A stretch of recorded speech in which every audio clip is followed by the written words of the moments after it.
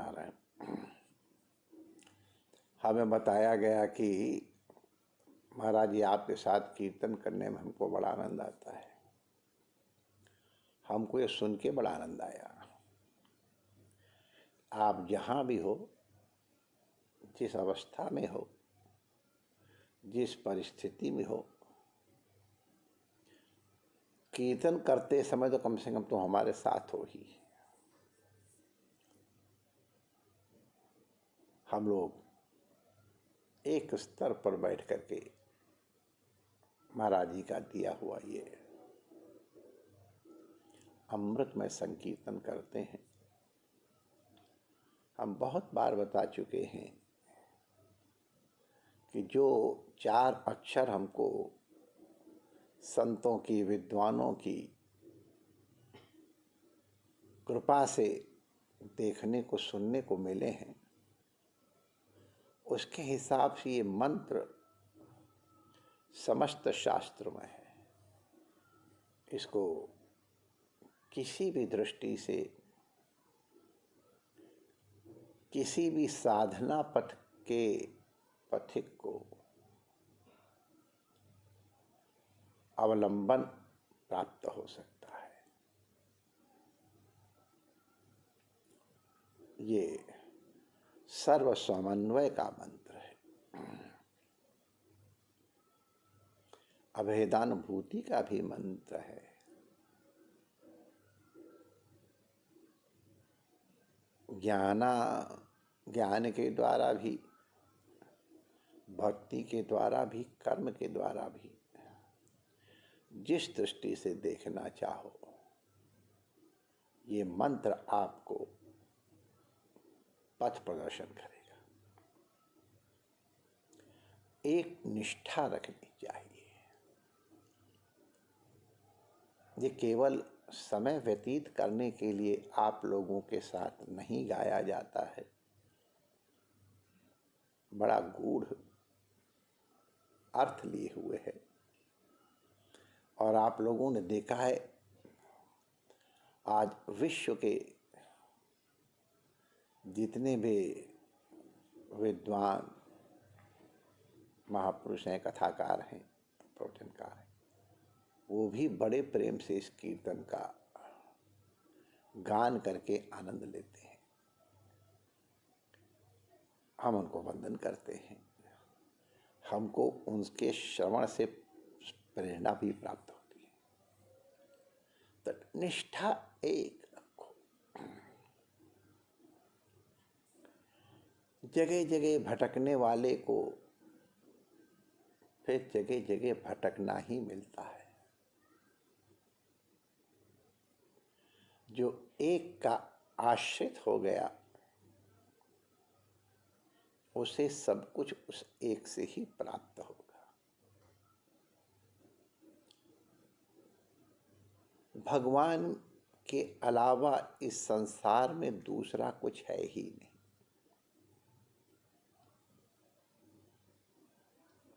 जिस रूप में भी उनकी उपासना करोगे, उपासना उन्हीं के पास जाएगी। तो बादलों से गिरा हुआ जल वर्षा के द्वारा, वो चाहे पहाड़ पे गिरे, चाहे रेगिस्तान में गिरे, चाहे तालाब में गिरे, चाहे नदी में गिरे, चाहे धरती के किसी अन्य भाग में गिरे, और चाहे समुद्र में ही गिरे, हर जल की बूंद की अंतिम गति है समुद्र। कितने समय में वो बूंद समुद्र पहुंचेगी, ये इस पर निर्भर करता है कि वो बूंद कहाँ गिरी और उस बूंद को समुद्र से मिलने की कितनी त्वरा है, कौन सा साधन उसने अपनाया है। ये बूंद का उदाहरण दिया गया है। साधक भी एक बूंद ही तो है, जीव ही तो है, उसका अंश ही तो है, सागर का अंश ही तो है। ईश्वर अंश जीव अविनाशी। तो भगवान ने कहा तुम किसी की उपासना करो, जो भूतों की उपासना कर रहे हैं वो भी वास्तव में परमात्मा की ही उपासना कर रहे हैं, लेकिन जो भूतों का यज्ञ करते हैं वो भूतों को प्राप्त होते हैं, ये आप लोग ध्यान रखना। देखो, हम जीवन में इस तरह प्रलोभन बहुत आएंगे, हमारे सामने भी आए थे। हरिद्वार की घटना है, एक संत हमसे बड़े प्रेम का, हर संत ही प्रेम, बड़ी कृपा, हमको और कुछ मिला हो न मिला हो, संतों की कृपा बहुत मिली है। संतों ने जितना प्यार दिया है उसका सुख मैं अनुभव कर रहा हूं, हर प्रकार के संत।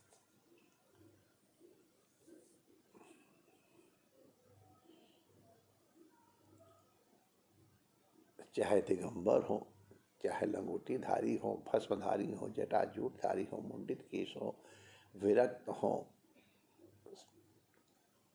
आश्रमस्थ हो, कुटीचक हो, आचार्य मंडलेश्वर हो, जगत गुरु हो, अन्य बड़े बड़े ग्रह, सबके सब बालकवत स्नेह करते हैं। अपने जीवन की कृतार्थता मैं इतने से अनुभव करता हूँ। किसी भी तरह से हो, वो हमको अपना तो मानते हैं, बस उनका अपना मानना ही हमको कृतार्थ करता है। मैं बड़ी भक्ति से संतों को वंदन करता हूँ। तो हम आपको सुना रहे थे कि एक बड़े सिद्ध हरिद्वार की घटना है। वो हमारे पास आए और उन्होंने कहा, आप हमको बहुत अच्छे लगते हो,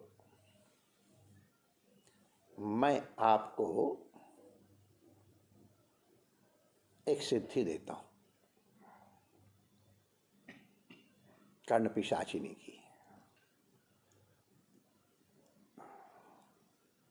जो लोग इस मार्ग में आगे बढ़े हैं, हमारा उनको किसी भी प्रकार से आक्षेपित करने का मन नहीं, उनके द्वारा भी बहुत लोगों को उपकार हो रहे हैं, हम उनकी भावना का वंदन करते हैं।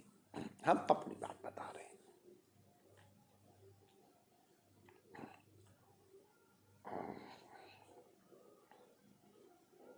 चिलम में बहुत बढ़िया गुण है, बड़े बढ़िया गुण है चिलम में, अगर उसका ढंग से प्रयोग किया जाए तो। लेकिन हम उसके योग्य नहीं हैं, तो उस चिलम की निंदा थोड़ा ना करेंगे। हम उसके योग्य नहीं, बस इतनी बात है। तो इससे हमारा कोई वैशिष्ट नहीं है। बड़े बड़े सिद्ध हुए चिलम वाले, हमारे महाराष्ट्र के तो कई एक बड़े प्रचुर के फोटो ही लगी हुई, चिलम लगाए हुए। तो उनकी महत्ता, उसे कोई न्यूनता नहीं आती है। मैंने इसलिए बात कही कि जो चर्चा करने जा रहा हूँ उसमें मुझे किसी विषय की गर्हता नहीं करनी है। हम अपनी अनुभूति बता रहे हैं खाली, और जो लोग उसे लाभ ले सकें ले लें। तो उन्होंने हमसे कहा कि आप बहुत अच्छे लगते हैं हमको, बड़ी दुर्लभ विद्या है, मैं आपको ये कर्णपिशाचिनी विद्या देना चाहता हूँ। सब सरों की घटना है। तो अब मैं कैसे कहता, मैंने कहा, महाराज जी इससे क्या होता है? अरे बड़ी अच्छी सिद्धि है, आपके कान में आके आज भविष्य की बातें सब बता देगी। ये ऐसा होने वाला, ऐसा होने वाला, ये होने वाला है, आप बता दोगे तो आपकी महिमा हो जाएगी। उन्होंने सोचा कि मैं बहुत प्रभावित हो जाऊंगा, लेकिन हमने कहा, मैंने मुझसे तो नहीं कहा, अपने बड़ों से क्या, हमको ये मालूम है जो होने वाला है वो भगवान की इच्छा से होने वाला है और बहुत बढ़िया होने वाला है। आप तो मैं सत्य कह रहा हूँ, हमारे बड़े अच्छे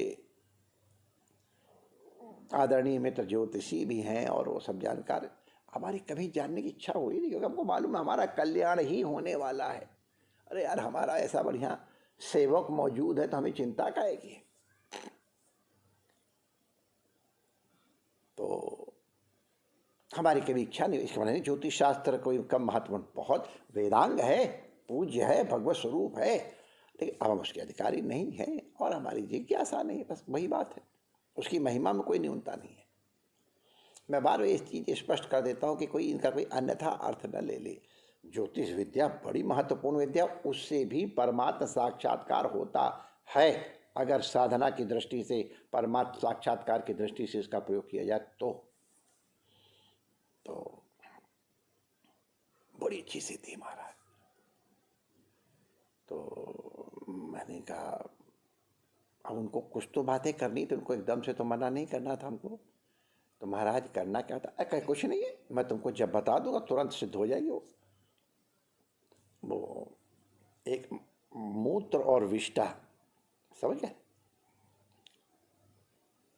मूत्र और विष्ठा, विष्ठा मैंने समझते हो ना, जो सवेरे सवेरे होता है डोल डाल, वो उनको मिला करके रुई में, दोनों को मिक्स करके और रुई में लगा लो और कान में रख लो, बस उसी का आश्रय लेके वो बोलती है। तो क्या सावधानी है महाराज, गंगा स्नान नहीं कर सकते,